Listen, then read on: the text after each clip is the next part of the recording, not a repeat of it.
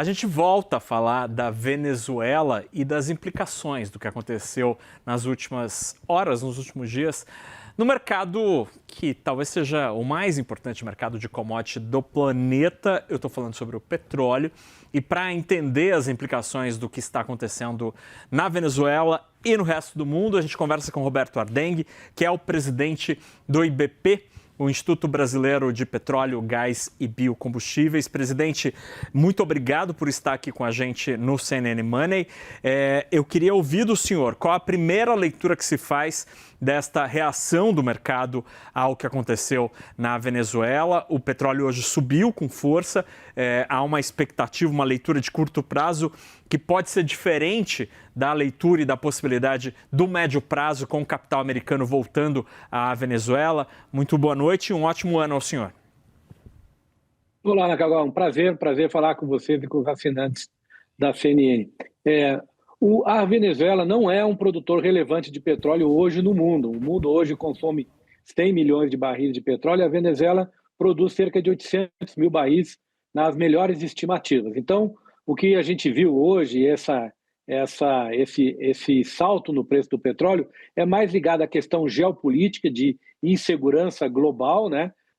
Do movimento que foi feito pelos Estados Unidos e que ainda está sendo entendido quais vai ser as consequências disso, como é que as grandes potências, China, Rússia, Índia, vão entender isso e vão se comportar frente a essa nova realidade venezuelana, do que realmente uma questão de mercado do petróleo, né? Apesar da Venezuela ter muitas reservas, as maiores do mundo, são 303 bilhões de barris de petróleo, de reservas confirmadas, né? A produção da Venezuela, nos últimos 20 anos, caiu muito. Caiu de cerca de 2,5, 3 milhões de barris por dia para esse volume de 700, 800 mil barris. Então, esse não é um problema de mercado ou de falta de petróleo que está causando esse pico no preço do petróleo. O mercado está tentando entender e, como você sabe, né, Naco? Ninguém gosta de pouca informação, ninguém gosta de não entender o que está acontecendo e o petróleo é muito sensível, né? Talvez seja das commodities mais sensíveis hoje no mundo, porque há muito um mercado futuro de petróleo, né? Veja que a gente produz 100 milhões de barris por dia, mas se comercializa todo dia 1 bilhão de barris, 10 vezes mais do que a gente produz. Isso aí é petróleo mudando de mão. É o mercado futuro aí se comportando e como mercado futuro todo mundo vive de expectativa, né? Interessante. Presidente, os Estados Unidos, ao longo das últimas décadas, mudaram radicalmente, de maneira muito profunda, a sua condição no mercado de energia após o desenvolvimento das técnicas, da tecnologia para o shale gas, né, o gás de xisto, o que dá aos Estados Unidos hoje o inédito título de país que mais produz petróleo no mundo. Diante deste título, por que os americanos ainda têm tanto interesse nessa commodity fora dos Estados Unidos? É para conseguir controlar o preço do petróleo? São dois motivos, né? Você mencionou bem, né? O shale dos Estados Unidos foi uma revolução e os Estados Unidos saiu de uma produção de petróleo na faixa de 4, 5 milhões de barris para 13 milhões de barris, né? Aliás, a gente quer também começar a produzir essas reservas de shales no Brasil, usando inclusive essa tecnologia que foi desenvolvida nos Estados Unidos, é uma expectativa que nós temos no Brasil. Mas, então, esse aumento da produção americana, apesar de ser relevante, não deixou de registrar que os Estados Unidos continuam um relevante também importador, porque os Estados Unidos hoje produz 13 milhões de barris, mas consome 17. Então tem um delta aí de 5 milhões de barris que os Estados Unidos têm que comprar do mercado internacional. Uma parte desse petróleo vem do Canadá, mas também vem do Oriente Médio, pode vir da Venezuela, né? O petróleo venezuelano e o canadense são parecidos. O parque de refino dos Estados Unidos, é importante que se diga, historicamente usou muito petróleo venezuelano, especialmente as refinarias do Golfo do México, as refinarias que tem ali na Louisiana e no Texas. Ali tem uma capacidade de refino gigantesca, né? E uma parte dessas refinarias, elas ao longo das décadas, naquela época que a Venezuela era um importante produtor de petróleo, né, produzia aí 2,5 até 3 milhões de barris, todo esse petróleo ia para o mercado americano, que estava naquele momento do boom no setor automobilístico, os carros sendo produzidos, toda aquela indústria americana se desenvolvendo. Estou falando dos anos 60, 70, 80, né? Então, é muito fácil para os Estados Unidos comprar ou adquirir ou usar o petróleo venezuelano, né? Em substituição, talvez, ao petróleo canadense. Mas para o Brasil é uma outra realidade. Nós temos um petróleo mais leve, nós exportamos um petróleo com outra qualidade, então não é um competidor direto do Brasil hoje esse possível aumento, viu, Nakagawa, da produção venezuelana. Presidente, o que a gente ouviu desde o sábado, no que diz respeito ao futuro do petróleo, primeiro, o presidente Donald Trump indicando que as empresas americanas vão empenhar uma quantidade expressiva de recursos para a reconstrução da infraestrutura do setor de óleo e gás na Venezuela ao longo dos próximos anos. Diante desta perspectiva, eu queria ouvir o senhor sobre a possibilidade de exploração da margem equatorial, porque estamos falando de uma área que acaba coincidindo geograficamente ali, né? O Brasil, Guiana, depois a Venezuela. E como a quantidade de dinheiro no mundo é finita, será que o fato de os Estados Unidos indicarem e tentarem atrair recursos para capex nesse setor, na Venezuela, pode eventualmente tirar um pouco do brilho, da atratividade da margem equatorial em atrair as grandes petroleiras do mundo?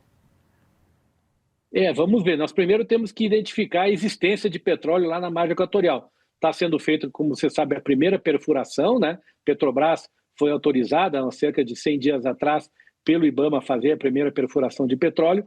Existe uma estimativa da Agência Nacional do Petróleo de que ali poderia ter 30 bilhões de barris de petróleo in place, como a gente chama, ou seja, lá no reservatório, né? Então, estamos falando aí de uma reserva na faixa de 8 a 10 bilhões de barris, se for confirmado esse volume. Mas isso vai depender ainda desse programa exploratório que está sendo desenvolvido, e isso mostra, inclusive, a importância da gente continuar procurando petróleo em território brasileiro. Além disso, Nakagawa, lá na Venezuela, é um petróleo, como eu disse, pesado. Há mais de 20, 25 anos que não é feito investimento nesse setor relevante, né, com tecnologias novas. Ou seja, quando o petróleo é pesado, ele tem uma dificuldade muito grande de ser tirado do poço, né, do reservatório. Você precisa estimular através do uso de, por exemplo, pressão, água em alta temperatura, alguns produtos químicos que vão dar fluidez e o petróleo consegue vir. Se você para de produzir, vamos dizer, num determinado campo, e você deixa petróleo ali nos tubos, nas válvulas, em todos os equipamentos, aquele petróleo, a tendência dele é se fossilizar, é ficar em forma dura, como se fosse um piche, né, um asfalto. Imagina um tubo ou uma válvula que está há 20 anos fechada, com todo esse petróleo ali em volta, já fossilizado, já endurecido.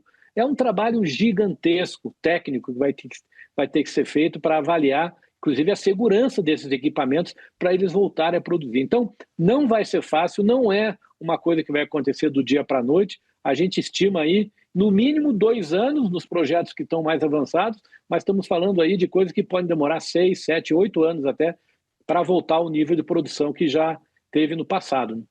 E, presidente, a Venezuela, em meio às sanções americanas, conseguiu encontrar na China um grande comprador para aquilo que resta ainda na produção e nas exportações. A China é destino de pelo menos metade do que eles embarcam em petróleo.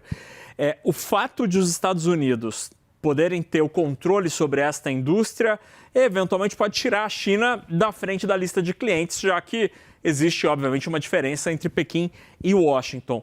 Diante desta possibilidade, estamos falando de possibilidade, o Brasil passa a ser um fornecedor ainda mais relevante e talvez desejado pela China, presidente? Qual que pode ser o papel geoeconômico do Brasil diante de uma Venezuela cada vez mais próxima dos americanos? Em termos, né? Porque as refinarias, elas não são absolutamente flexíveis no mundo inteiro, né? Com exceção da Índia, que tem um parque de refino muito flexível, e é admirável o que a gente tem hoje em termos de refino feito na Índia. Nos demais países do mundo, as refinarias normalmente elas são especializadas em petróleo pesado em petróleo de médio, né, de médio grau API, né, como é o caso do petróleo brasileiro, e petróleo leve, que é o petróleo árabe. Então, são essas três classificações e a refinaria não pula de um lado para o outro do dia para a noite. Então, mesmo que esse petróleo venezuelano que hoje vá para a China deixe de ir, né, por questões até geopolíticas, o Brasil não substituirá totalmente ou do dia para a noite essas compras. Talvez os canadenses, que têm um petróleo mais pesado, sejam os principais candidatos aí a substituir o petróleo venezuelano, porque também o petróleo canadense é pesado. E essas são as realidades do mercado mundial de petróleo, que é muito complexo, né? E que depende muito também das características técnicas de cada petróleo. Não, bacana, o presidente do IBP explicando aqui, dando uma verdadeira aula sobre a característica química, física dessa commodity. Presidente, para a gente terminar nossa interessantíssima conversa, antes mesmo do que aconteceu neste fim de semana, lendo relatórios dos analistas que acompanham o óleo e gás, havia leitura de que a gente deve ter, de agora até o fim da década, um momento do mercado de petróleo de excesso de oferta. Existe mais produção do que demanda, pelo menos ao longo dos próximos anos. Ter a Venezuela de volta no game aí faz com que seja reforçada a expectativa de oferta maior que demanda no mundo ao longo dos próximos anos, da próxima década. Ou seja, preços relativamente bem comportados. Dá para apostar nisso? Eu acho que não. Eu vou te dizer qual é o motivo. Os analistas aí que estudam o mercado futuro de petróleo, eles dizem que realmente 2026, talvez até meados de 2027, nós vamos ter uma característica de sobreoferta de petróleo. Mas a partir de final de 2027 a 28 e aí daí por diante, essa situação vai mudar, porque o preço baixo do petróleo desestimula investimentos. Então, você vê isso, está até no shale hoje nos Estados Unidos. Alguns projetos de shale não se viabilizam com o petróleo abaixo de $60, né? O petróleo está a $61, $62. Então, o que você vê também é uma redução de alguns investimentos importantes, o que vai fazer com que se reduza a produção de petróleo e lá em 2028, quando talvez esses primeiros petróleos venezuelanos entrem, se a gente imaginar uma condição de que as empresas vão voltar à Venezuela a produzir, né?